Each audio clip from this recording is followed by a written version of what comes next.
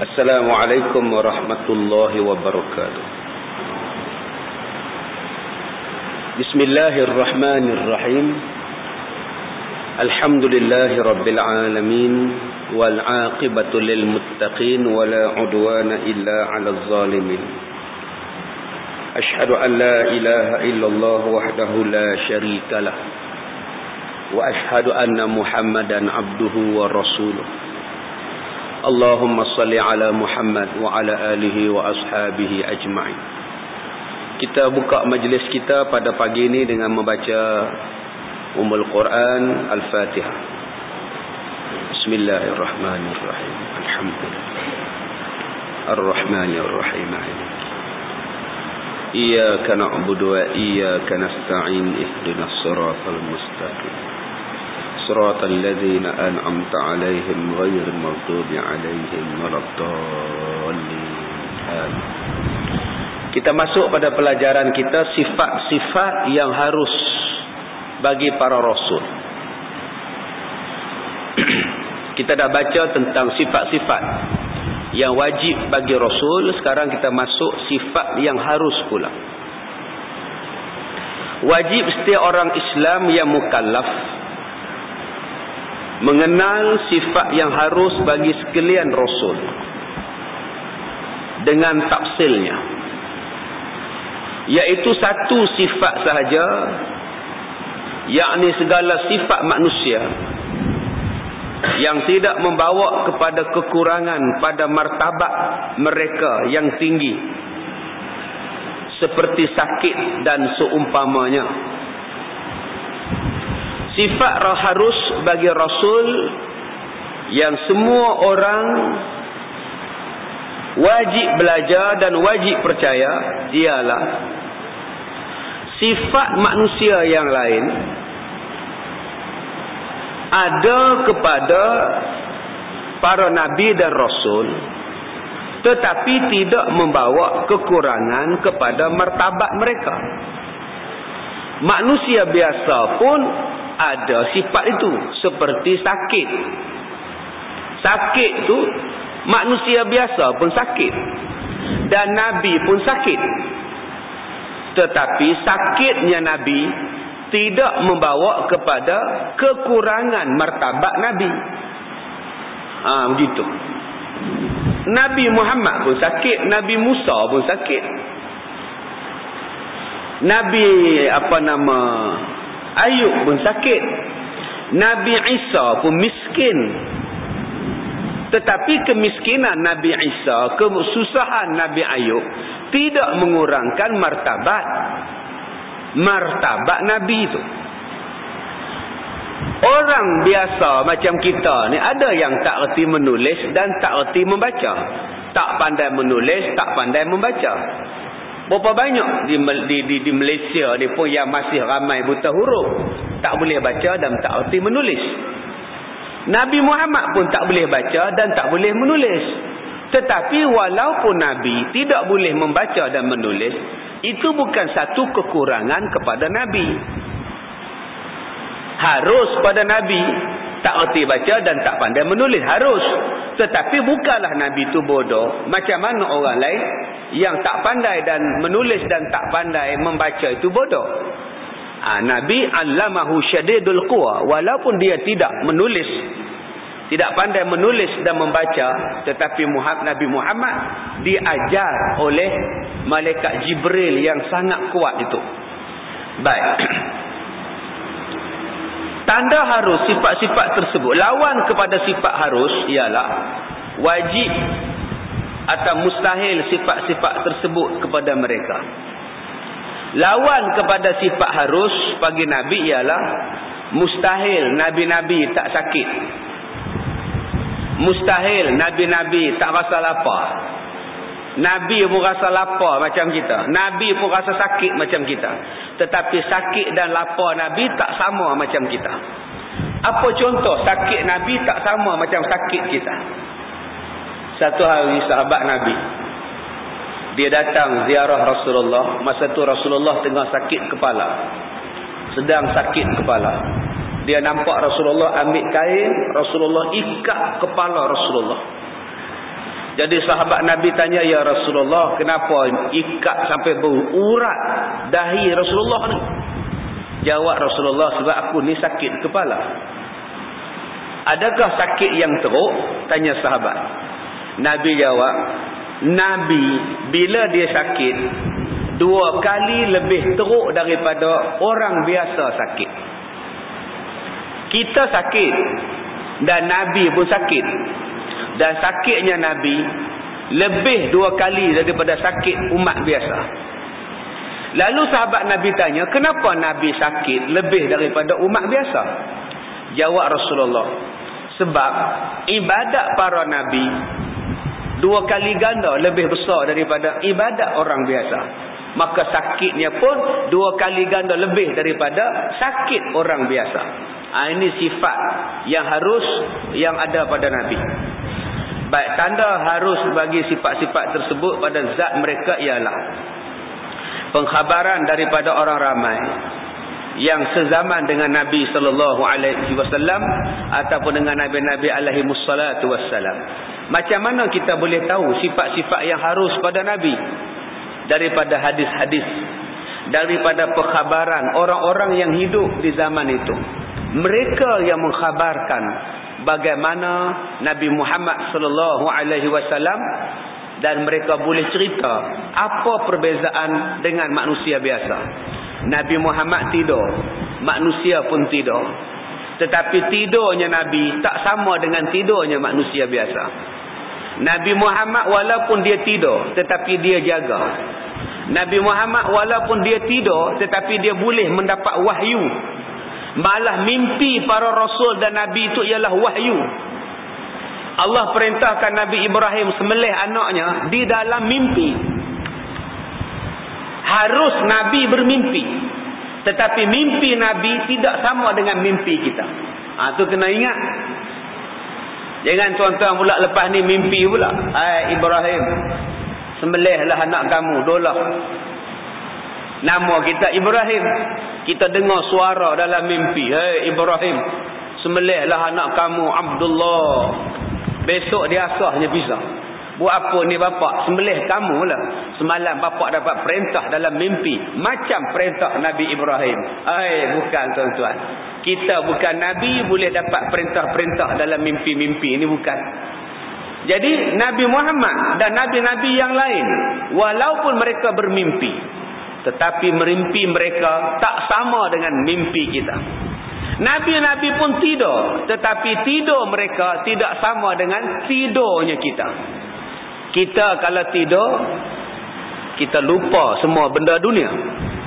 Tetapi Nabi-Nabi kalau tidur, dia jaga. Dia tahu walaupun dia di dalam tidur. Ini makna harus.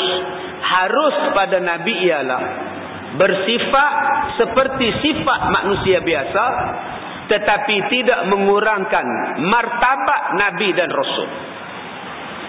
Tidak mengurangkan. Nabi Muhammad pun bersunat. Disunatkan. Macam mana manusia kita ni sunat. Tetapi Nabi Muhammad disunatkan. Bukan macam kita. Nabi Muhammad dilahirkan terus bersunat. Beza. Kita darjah 2 baru bersunat. Ada umur 22 tahun baru bersunat. Nabi Muhammad lain. Dia bersunat juga. Sebab apa? Sebab nak menjaga maruah Nabi. Kenapa Nabi lahir-lahir telah bersunat? Sebab nak menjaga maruah. Supaya orang lain tidak melihat bentuk yang menjadi malu pada manusia yang lain. Dan dipelihara Nabi, orang tak nampak bentuk malu Nabi itu. Ini beza dia. Kalaulah Nabi Muhammad itu ada Tok Mudim. Tok Mudim tu mesti bangga. Bila Nabi berjalan, Tok Mudim kata, dia tu aku yang sunatkan. Nampak? Dengan bangganya Tok Mudim itu. Maka Nabi dah rendah martabat dia. Dengan sebab ada orang yang dah khatankan Nabi. Begitu juga dengan kahwin. Nabi Muhammad kahwin macam kita kahwin. Harus. Tetapi bentuk perkahwinan Nabi tidak sama dengan kita. kita memerlukan saksi, naib qadi, wali. Nabi Muhammad kahwin, dia bukan macam itu. Dia bukan akad nikah dengan Abu Bakar. Abu Bakar tak akad nikahkan Rasulullah. Aku nikahkan kamu Muhammad bin Abdullah dengan anak aku Aisyah binti Abu Bakar, mas kahwinnya 40 dinar. Dia tak sebut. Kalaulah Nabi dinikahkan oleh Abu Bakar, maknanya kedudukan Abu Bakar lebih tinggi daripada Nabi. Aku yang nikahkan dia, aku lebih tinggi daripada dia. Tidak. Sebab itu Allah yang menikahkan, Allah yang membenarkan perkahwinan itu, Allah yang mengarahkan perkahwinan itu. Jadi bila kita faham di situ, jangan kita anggap bahawa Nabi Muhammad ni sama je macam kita, Rasulullah ni sama je macam kita. Tidak. Daripada satu sudut memang dia sama macam kita, tetapi daripada sudut yang lain dia tidak merendahkan martabat-martabat para Rasul dan Nabi.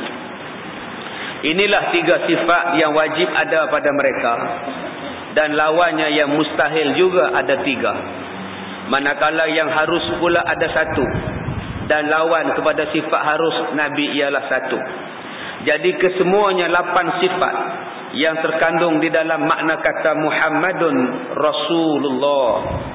Artinya Muhammad itu, Nabi Muhammad itu pesuruh Allah, iaitu kalimah yang kedua daripada kalimah syahadah. Baik, kita mengucap la ilaha illallah Muhammad Rasulullah. Istilah perkataan Muhammad Rasulullah ada 4 perkara yang tuan-tuan kena tengok. Dan tuan-tuan sila ambil perhatian. Ada 4 perkara. Kalau orang tanya pada kita dalam kalimah Muhammadun Rasulullah itu ada berapa? Ada berapa? Ada 4 pelajaran di dalam dia. Pertama, wajib beriman dengan sekalian Nabi alaihi wassalatu wassalam. Dan kita beriktikad sebagaimana iktikad yang putus, tanpa syak, tanpa zan, tanpa waham, bahawa nabi-nabi itu adalah hamba Allah yang amat mulia. Maka berdosalah sesiapa yang berkata kalau Nabi Muhammad tidak menjadi nabi, ada orang lain yang boleh menjadi nabi. Hukumnya adalah berdosa besar. Kerana perlantikan Nabi Muhammad bukan dilantik oleh manusia. Nabi Muhammad bukan YB. Nabi Muhammad bukan ahli parlimen. Nabi Muhammad bukannya menteri. Menteri, ahli parlimen, raja, presiden, manusia lantik. Tetapi Nabi ialah pesuruh Allah. Allah yang lantik. Dan perlantikan Allah itu dibuat sejak azali lagi. Maka haram kita berkata kalau Nabi tak dilantik menjadi Nabi, akan ada orang lain yang menjadi Nabi. Haram juga orang berkata Jibril tersilap menurunkan wahyu. Sepatutnya diturunkan kepada Ali, tetapi diturunkan pada Muhammad. Silap Jibril. Orang yang cakap macam ini juga adalah orang yang rosak akidahnya. Sebab dia boleh kata malaikat Jibril itu tersilap. Sedangkan malaikat Jibril ialah malaikat yang tak ada pernah buat dosa, yang tak ada pernah buat silap. Dia malaikat. Dia sentiasa taat dan patuh pada Allah. Mana mungkin dia buat salah, silap wahyu. Kalau silap wahyu pun takkan Allah tak perbetulkan malaikat Jibril. Jadi jangan kita beranggapan bahawa malaikat Jibril tersilap menurunkan wahyu kepada Nabi Muhammad. Sepatutnya Nabi ialah Ali bin Abi Talib. Murtad orang yang cakap macam itu. Baik.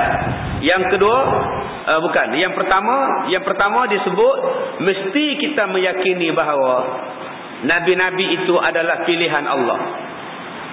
Kemudian nabi-nabi itulah yang paling afdal daripada sekalian makhluk yang lain.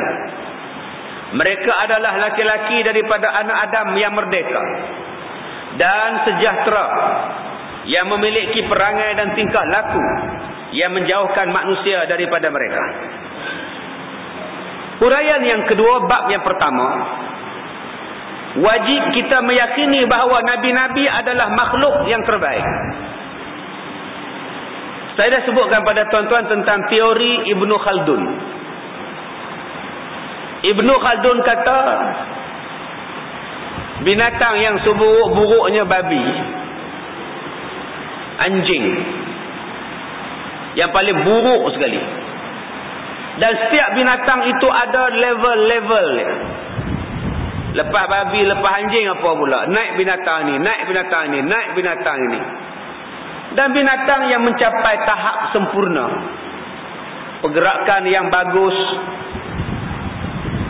lancar pergerakan, ialah buruk, orang hutan, chimpanzee, monyet. Yang paling buruk babi. Kemudian naik setahap, naik setahap, naik setahap, sampailah binatang yang paling sempurna dalam kategori binatang ialah buruk, monyet, orang hutan. Mereka ada tangan, boleh buka pisang. Monyet boleh buka pisang sempurnanya. Harimau tak boleh buka pisang. Monyet boleh belah Tarzan. Gajah tak boleh belah Tarzan. Monyet tu tuan-tuan, Masya Allah, aja naik bersikal pun boleh. Buat sarkas naik bersikal monyet. Naik lori tangki pun boleh. Nama dia BJ and the Bear. Pandai. Macam orang. Tangan ada, kaki ada. Cuma berjalan, tak apa tegak. Binatang lain tak boleh lawan monyet. Beruk kera, monkey. Binatang lain semua hanya 4 kaki berjalan di atas. Ada binatang lain yang melompat.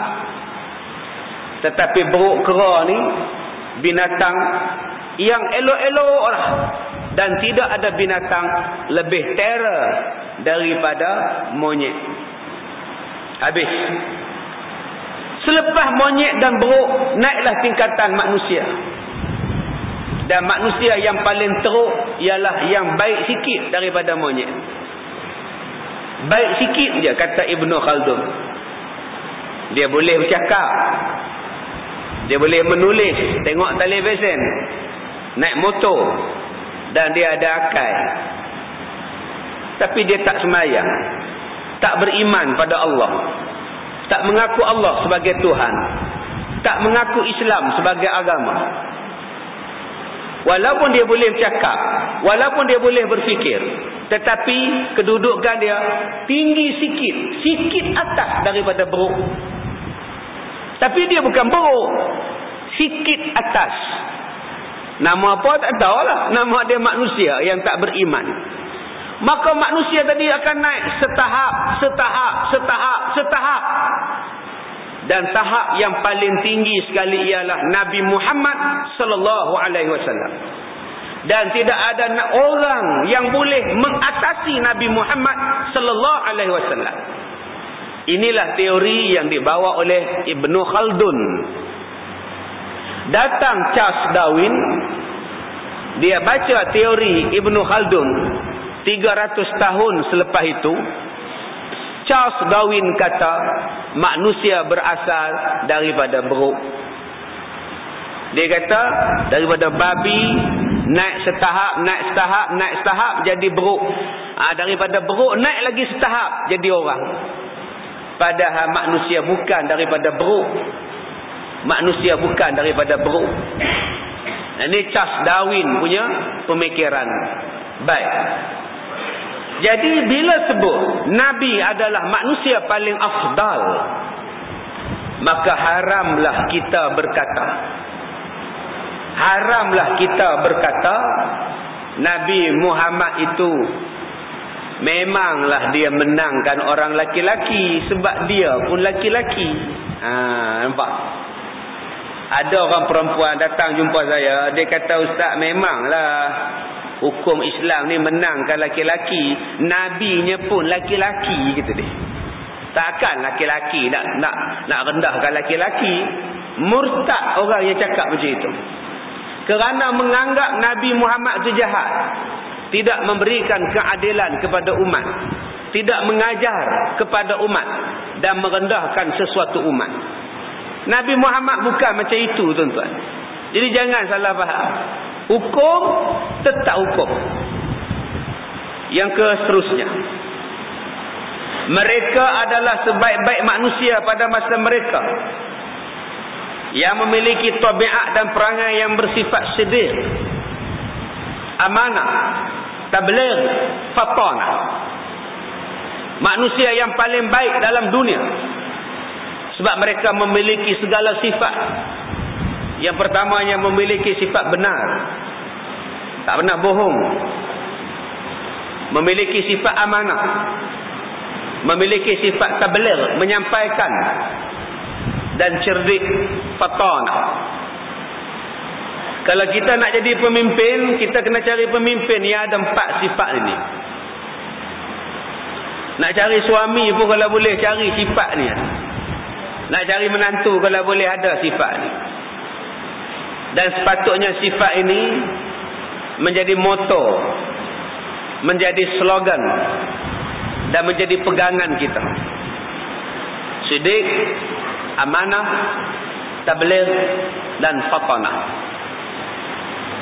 Dan yang seterusnya, mereka diwahyukan dengan hukum syarak untuk diamalkan bagi mereka saja, sebab mereka itu adalah nabi dan bukannya rasul. Ada nabi yang hanya mendapat ajaran untuk mereka saja, dan ada nabi yang mendapat ajaran untuk sekalian umat, sebab nabi itu jatuh kepada rasul. Jadi dia ada 2 perbezaan itu. Satu nabi, satu rasul. Ada seorang nabi nama dia Nabi Khidir. Ajaran dia, amalan dia, wahyu untuk dia seorang. Nabi Daniel, Nabi Syih, amalan dia, ajaran dia untuk dia amalkan. Dia tak wajib sampaikan. Tetapi rasul yang berjumlah 25 orang, dia adalah disampaikan dan menyampaikan ilmu, wahyu. Itu beza di situ. Sebaliknya, jika mereka disuruh menyampaikan kepada orang lain, mereka itu adalah nabi dan rasul. Kalau tidak disuruh menyampaikan, hanya jatuh kepada nabi, taraf nabi. Tetapi bila dilebihkan, wajib menyampaikan, dia jatuh kepada nabi dan rasul. Dan rasul-rasul itu ada 25 orang yang wajib diingat, wajib dipelajari namanya, sejarahnya, kesannya, keadaan mereka, daripada Adam sampai Nabi Muhammad. Dan yang lain daripada itu disebut sebagai nabi, ya, yang tuan-tuan biasa mendengar. Nabi-nabi Daniel, ya, Nabi Syih, Nabi Khidir, yang paling terkenal yang kita duk baca. Baik, sila ambil perhatian. Pertama, kita wajib beriktikad bahawa nabi kita, Nabi Muhammad sallallahu alaihi wasallam, adalah manusia yang paling afdal daripada segala makhluk yang lain, dengan jalan itlaq. Dah jelas, dah terang lagi bersuluh. Nabi yang paling istimewa ialah Nabi Muhammad sallallahu alaihi wasallam. Dan tidak ada nabi lain yang boleh mengatasi Nabi Muhammad sallallahu alaihi wasallam. Kemudian selepas Nabi Muhammad, Nabi Ibrahim alaihi salam. Nabi nombor 2 ialah Nabi Ibrahim. Nabi nombor 3 ialah Nabi Musa. Nabi nombor 4 ialah Nabi Isa. Dan Nabi nombor 5 ialah Nabi Nuh. Ini adalah kedudukan, level Nabi.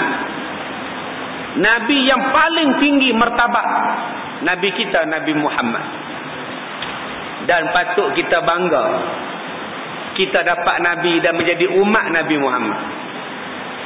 Ini tak bangga jadi umat Nabi Muhammad. Leceh pula.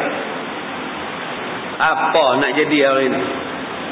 Nak bubuh nama anak Muhammad pun tak mau. Leceh. Saya memang nak bubuh ustaz. Nak buat macam mana? Nama anak saya tak boleh Muhammad. Pasal tak boleh Muhammad. Perempuan. Tak sesuai pun nama Muhammad. Jadi tuan-tuan yang dirahmati Allah.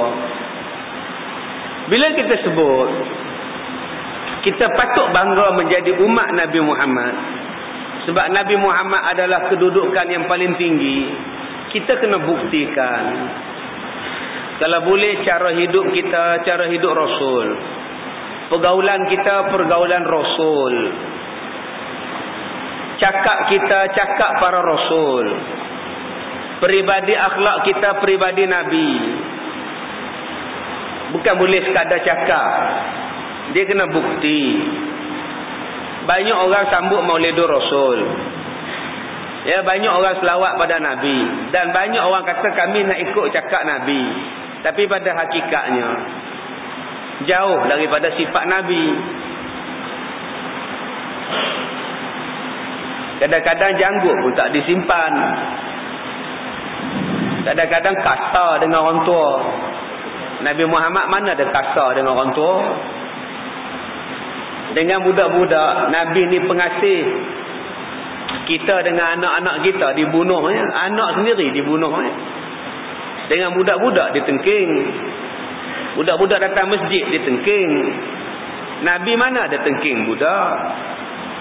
Nabi Muhammad dengan orang miskin kawan. Kita kalau nak buat kawan, memilih. Nak buat kenduri, pilih orang kaya. Nak buat majlis, jemput orang kaya. Orang miskin tak main. Nabi Muhammad hormat orang perempuan. Berapa banyak manusia sekarang tak hormat orang perempuan. Nabi Muhammad hidup berkasih sayang. Orang kita sekarang hidup bergaduh-gaduhan. Nabi Muhammad sentiasa memaafkan orang. Walaupun yang dia buat jahat itu hendon. Yang buat jahat itu ialah orang-orang yang jahat. Abu Sufyan, Nabi maafkan. Muawiyah, Nabi maafkan. Khalid ibn Walid, Nabi maafkan. Dan Nabi sentiasa membuat baik. Malah Nabi ziarah rumah orang Yahudi. Dan Nabi Muhammad ziarah orang sakit walaupun dia bukan Islam. Nabi Muhammad baik, apatah lagi kalau dia Islam. Jadi jangan kita hari ini senang-senang cakap aku nak ikut Nabi, aku nak ikut sunnah Nabi. Tapi daripada segi amalan adalah tak ikut Nabi. Dengan pakaian yang busuk, dengan tubuh badan yang busuk. Nabi Muhammad peluhnya pewangi, tangannya lembut. Dan Nabi Muhammad tidak akan bercakap selagi mana orang itu belum habis bercakap. Nabi Muhammad kalau bercakap dengan orang, dia tengok muka. Dia tak bagi pipi. Wala tusa'ir khaddaka linnas. Jangan bagi pipi bila bercakap dengan orang. Tengok muka, bertentang mata dengan mata. Ini style Nabi Muhammad. Nabi Muhammad tidak maki orang. Nabi Muhammad tak maki. Dan Nabi Muhammad tidak hentam orang. Dia tidak hentam orang. Saya baca kepada tuan-tuan seperti mana janji saya semalam di masjid, di surah Muttaqin. Mesej-mesej yang sampai kepada saya, yang bukan-bukan mesej-mesej.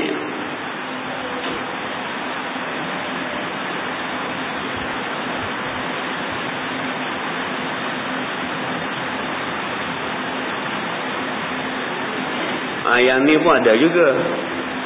Ustaz, saya ibu tunggal, umur 50 tahun, anak cuma 2. Kini dua-dua telah berjaya. Tolonglah carikan saya jodoh.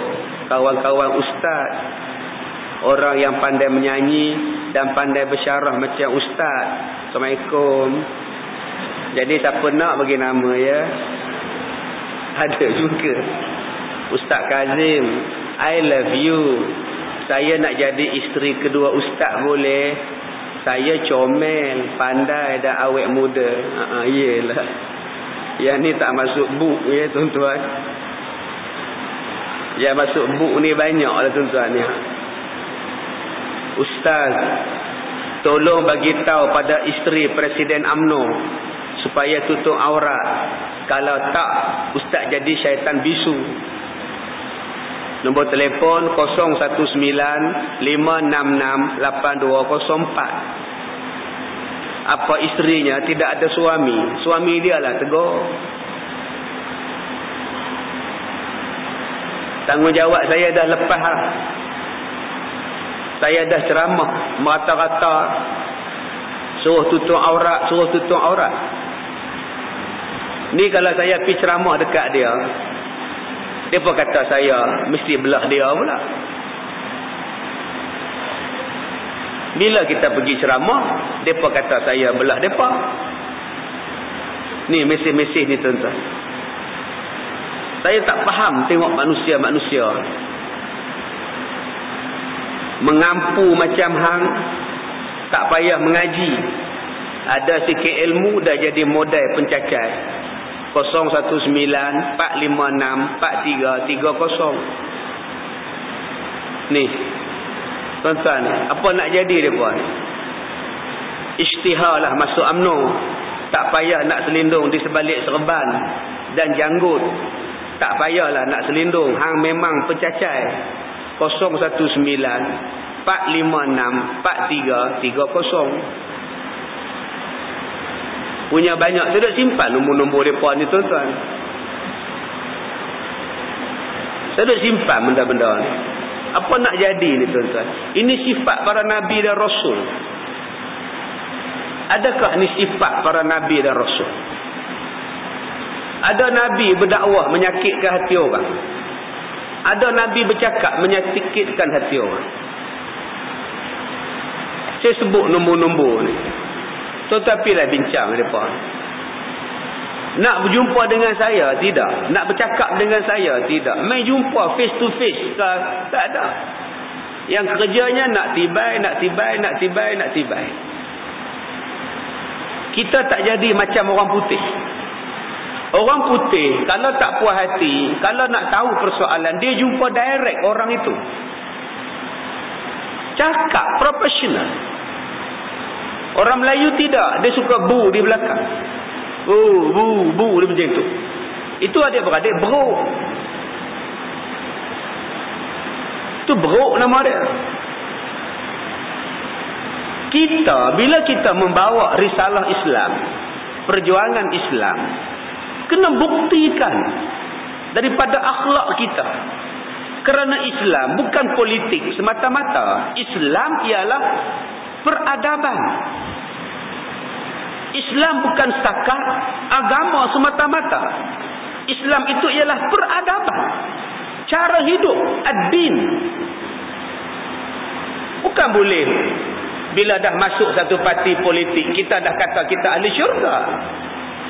Mana boleh dakwah macam itu? Akhlak kamu macam mana? Perangai kamu macam mana? Ibadat kamu macam mana? Oh, kalau dengar masuk satu parti politik, kita dah kata kita ni bakal calon syurga. Nak cakap apa pun tak apa. Nak fitnah apa pun tak apa. Ini salah. Nabi Muhammad menyuruh kita mengikut Islam secara keseluruhan. Udkhulu fis silmi kafatan. Secara keseluruhan ikut Islam. Bukan satu bidang je masuk Islam. Bukan satu bidang saja. Kebersihan itu juga iman. Amanah juga iman. Ya, saya duk tunggu-tunggu bila tandas masjid kita ni nak siap. Supaya nampak hebat Islam itu. Sekarang ni tuan-tuan harap sabarlah menggunakan tandas kita. Tu harap sabarlah. Pejam-pejamlah mata. Jangan jatuh dalam lubang tu sudah. Lepas ini jaga elok-elok tandas kita. Kebersihan itu sebahagian daripada iman. Baru ni saya pergi ceramah satu tempat. Masuk tandas dia, bila tarik pintu ni jadi sliding. Jenis yang lipat-lipat, gerak-gerak lipat. Bila tarik tu pecah tengah-tengah, pecah semua. Nampak orang semua. Tutup pun salah, buka pun salah.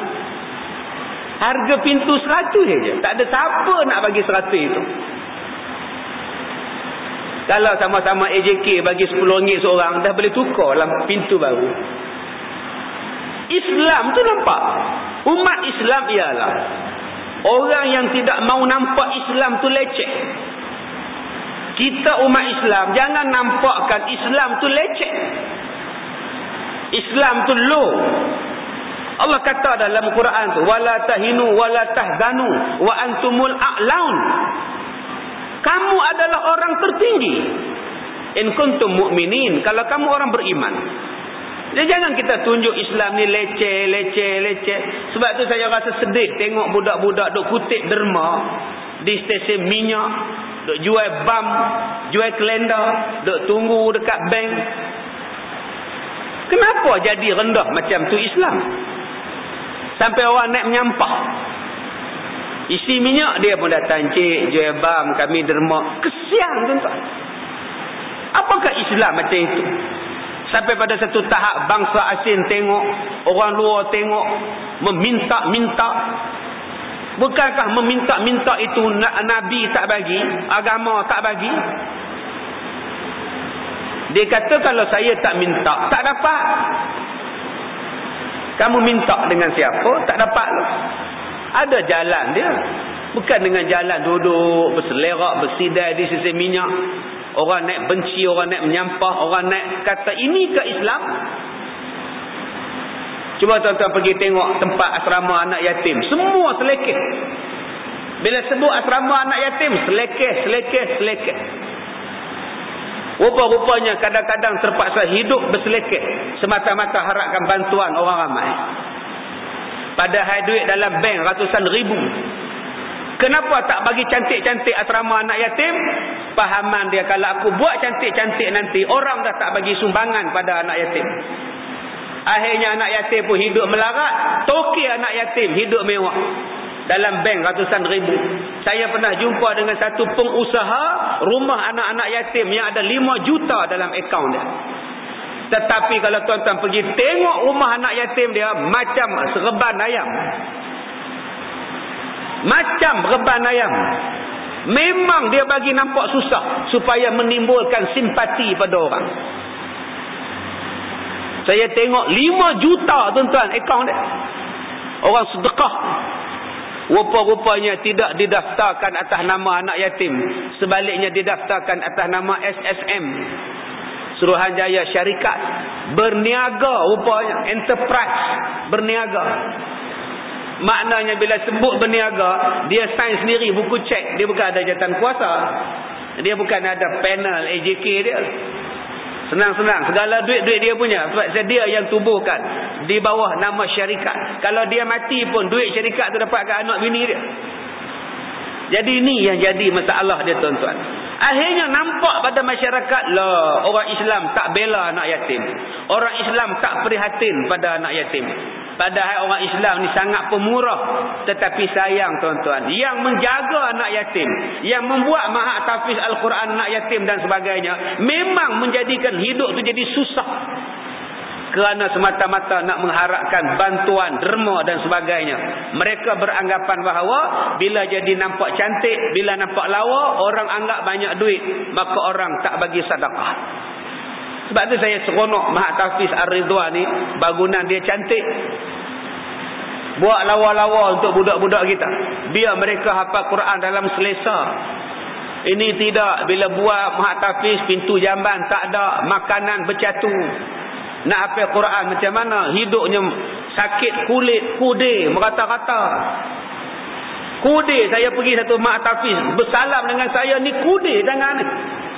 Semua pelajar kudir. Masya Allah. Saya kata tak panggil doktor kan mari buat pemeriksaan.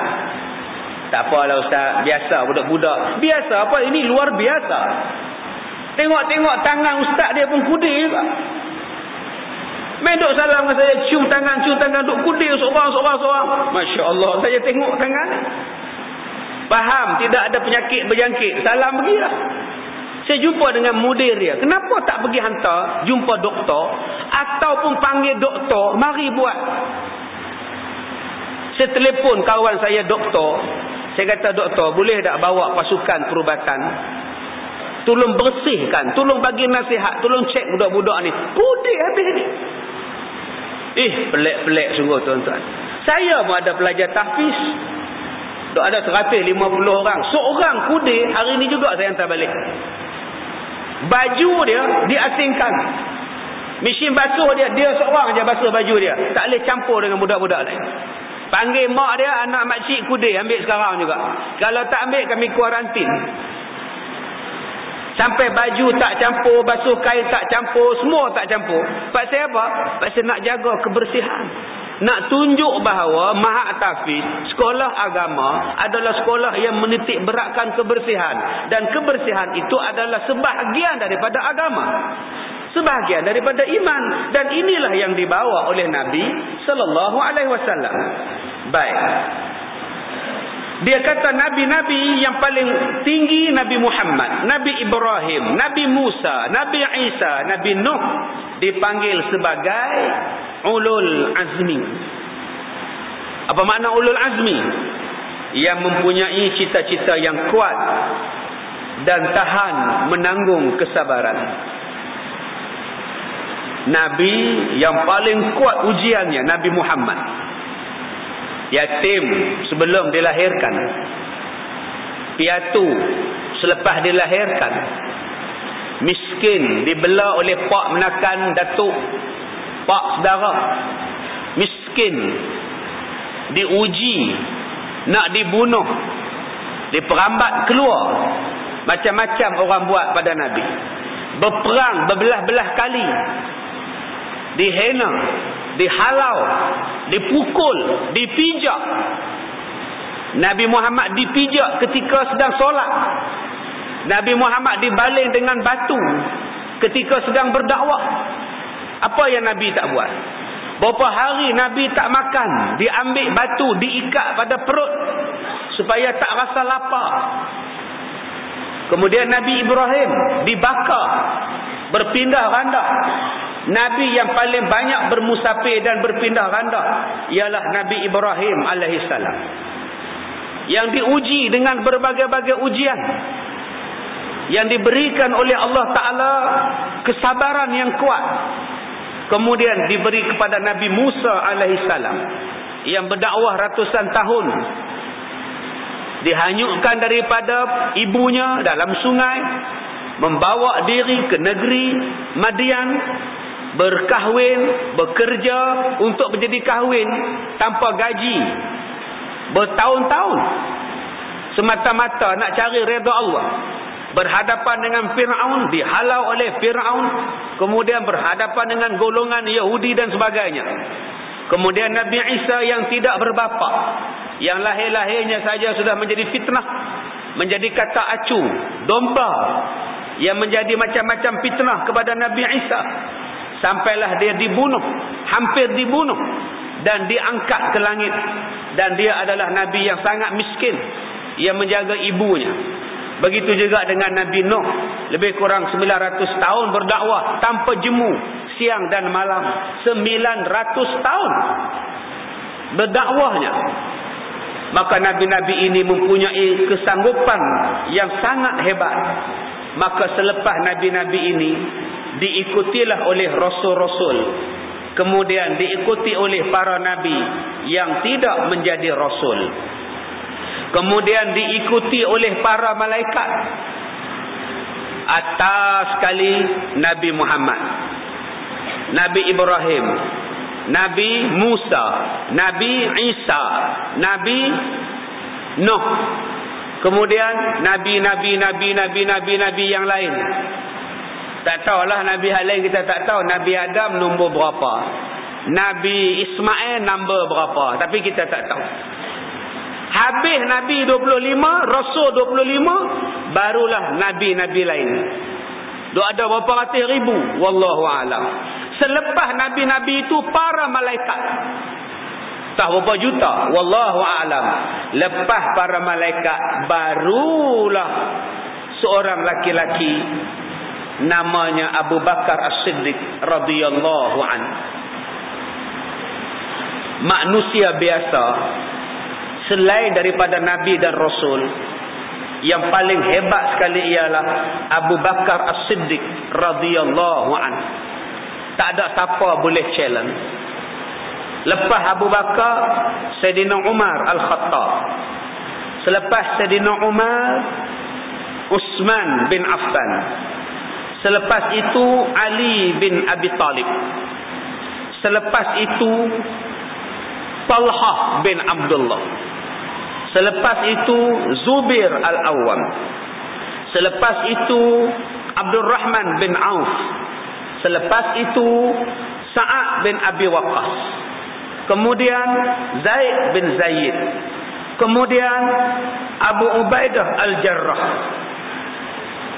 Inilah dia 10 susunan manusia yang agung selepas para Rasul dan Nabi. Siapa? Manusia biasa ni siapa? Yang sangat hebat ini Abu Bakar, Umar, Uthman, Ali, Talha bin Abdullah. Kemudian Zubair Al-Awwam, Abdul Rahman bin Auf, Sa'ad bin Abi Waqqas, Sa'id bin Zaid, dan yang ke-10 Abu Ubaidah Al-Jarrah. 10 manusia biasa yang tak ada siapa manusia lain boleh challenge dia. Jadi 10 orang ini dijamin syurga. Ulang balik. Abu Bakar, Umar, Uthman, Ali, Talha bin Abdullah, Zubair Al-Awwam, Abdul Rahman bin Auf, Sa'ad bin Abi Waqqas, Sa'id bin Zaid, dan Abi Ubaidah Al-Jarrah. Tuan-tuan jangan duk challenge mereka ni. Tak boleh challenge. Siapa pun tak boleh challenge. Jangan kita duk anggap ada orang lain lebih terror daripada Abu Bakar. Tak ada, tuan-tuan. Jadi jangan duk pandai-pandai, duk petikai apa yang dibuat oleh Abu Bakar.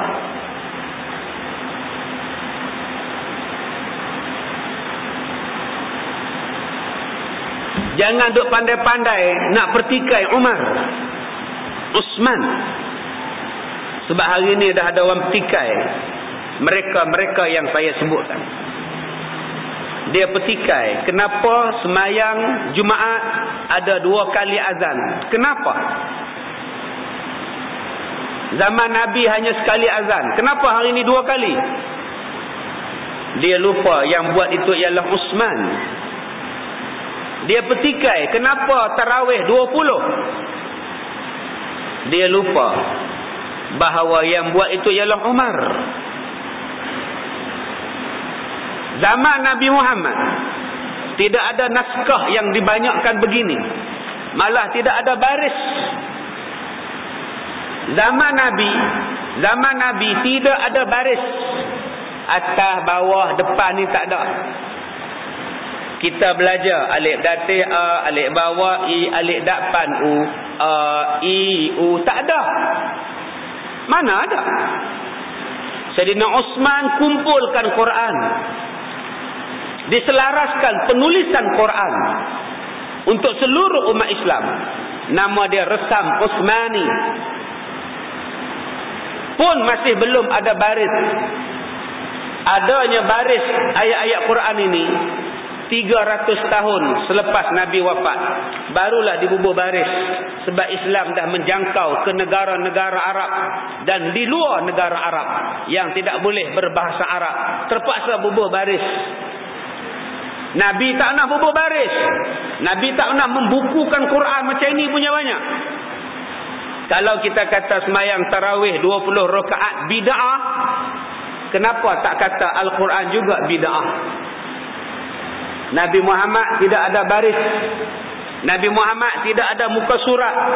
Nabi Muhammad tidak ada hizib. Ain Nabi Muhammad tak pernah buat. Kita hari ni ada ain, ada hizib, ada juzuk, ada baris, ada warna-warni lagi sekarang tulisan. Adakah itu bid'ah? Sedangkan Nabi tak buat. Kerana ada golongan pada hari ini senang-senang kata bid'ah. Itu bid'ah, ini bid'ah, ini bid'ah. Baca Yasin malam Jumaat bid'ah. Bang 2 kali sembahyang Jumaat bid'ah. Semuanya bid'ah belaka. Kalau kamu nak kata bid'ah, tolong berikan hukum. Apa hukum membariskan Al-Quran sedangkan Nabi tidak pernah memberikan baris tajwid kepada Al-Quran? Adakah itu bid'ah? Memudahkan orang baca Quran, memahamkan orang baca Quran. Yang buatnya siapa? Uthman dan sebagainya. Jadi jangan kita nak tunjuk kita ni lebih terror daripada 10 manusia ini. Kerana mereka adalah orang yang dididik, diberi latih oleh Nabi secara langsung. Bermula daripada Abu Bakar sehinggalah Abi Ubaidah Al-Jarrah radhiyallahu anhum. Inilah yang diperkatakan oleh Al-Asy'ariyah.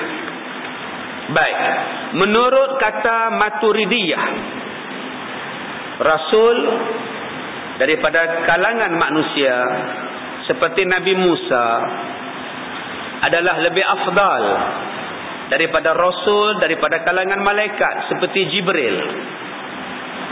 Dan mereka ini pula lebih afdal daripada manusia awam seperti Abu Bakar As-Siddiq. Kata Maturidi, Nabi Musa lebih afdal daripada Jibril. Jibril ialah Rasul di kalangan malaikat. Nabi Musa adalah Rasul daripada kalangan para manusia. Nabi Musa Rasul dari kalangan manusia. Lebih afdal daripada Jibril yang menjadi Rasul di kalangan malaikat. Dan malaikat Jibril lebih afdal daripada Abu Bakar As-Siddiq.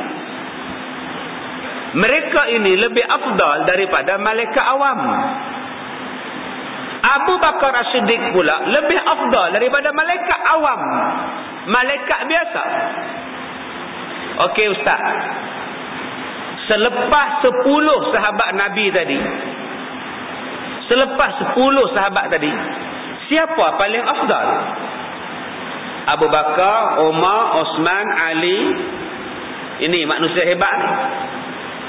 Kemudian datangnya Talha, datangnya Zubair Al-Awwam, datangnya Abdul Rahman bin Auf, datangnya Sa'id bin Abi Waqqas, datangnya Sa'id bin Zaid, datangnya Abi Ubaidah Al-Jarrah. 10 ini paling hebat.